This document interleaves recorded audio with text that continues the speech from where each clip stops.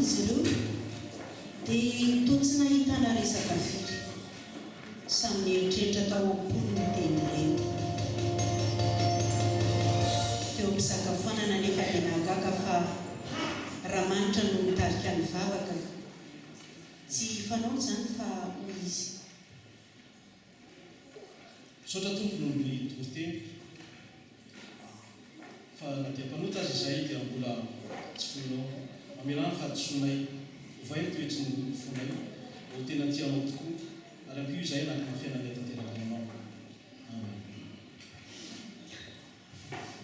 Taorin'izay dia nangingina indray aloha ka ilay zanany vavy no namaky ny fananginana. Tena mahagaga sy mahatonga saina mihitsy ilay toriteny natao tandrina tao